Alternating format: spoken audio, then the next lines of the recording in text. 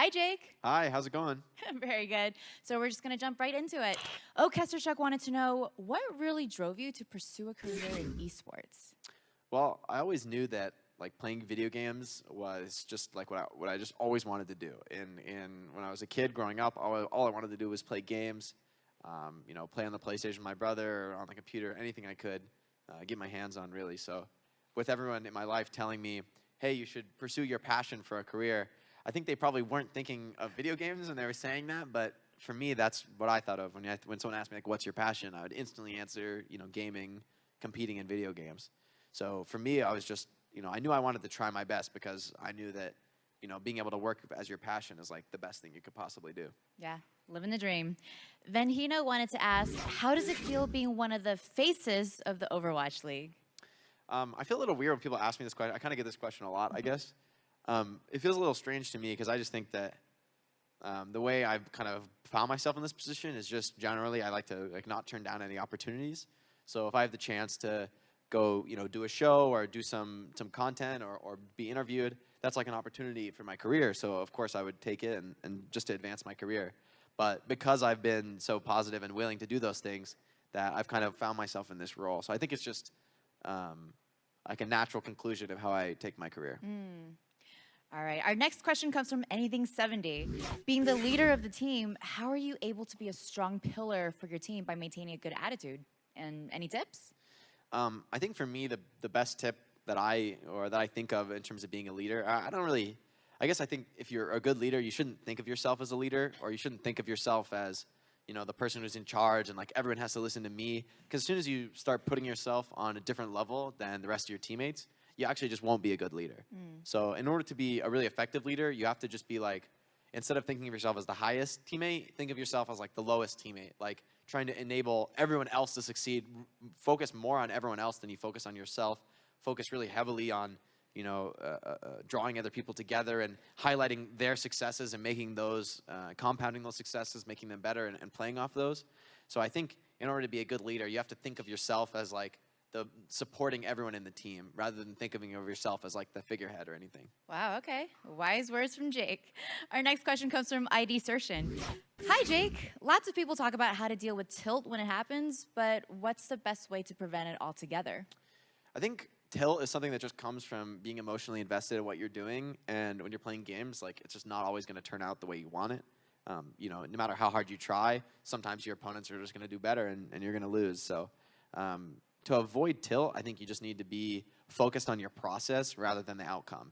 If you're doing your process the right way and going about your team strategy and your decision making the right way, then the outcome shouldn't really matter to you. It's a team game, and you can't always control like the final outcome of winning or losing. So if you just focus on, even when you're practicing, you just focus on what you're doing and how you can improve, it's a lot easier not to get upset at your teammates and do all those things that are associated with tilt. And what happens when you do feel tilted? Like, if you could sum it up in one sentence, what would you do?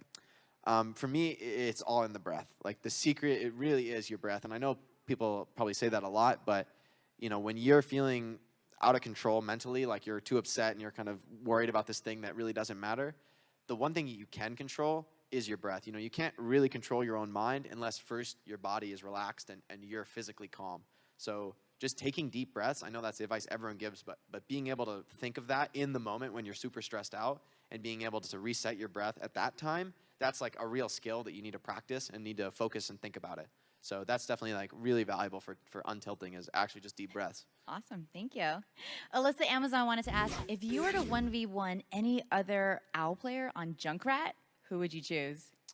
I would say probably Striker. I felt like Striker last season was the Junkrat who I felt like one of the only Junkrats who I felt like I learned from, and I would like take things that he did and implement them in my own game.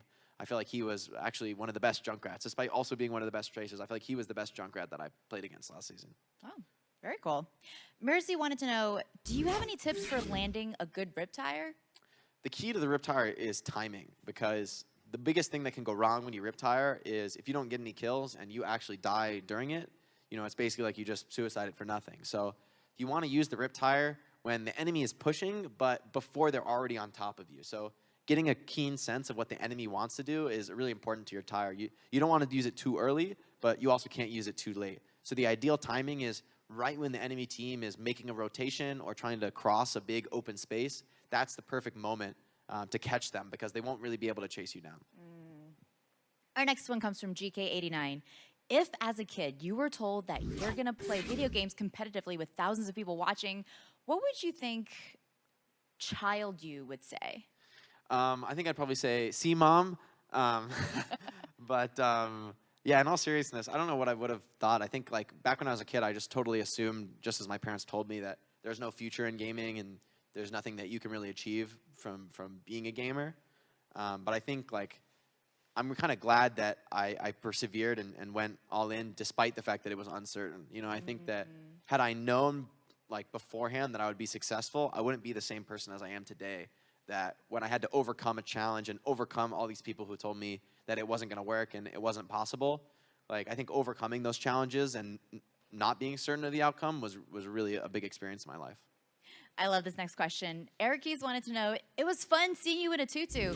Have you ever danced before? Or if you haven't, what would you like to learn? You know, I've done a little bit of ballroom dancing a bit when I was younger, but I think if I were to go back and learn more dance, I'd like to learn more partner dances. I love that feeling of, you know, dancing with somebody and that you're both, you know, doing different things, but they're both part of this coordinated whole. There's a really great feeling from actually executing that correctly to music.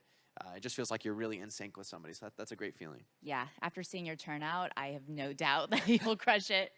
McScuban wanted to ask, who out of all the Outlaws is the most fun to hang out with?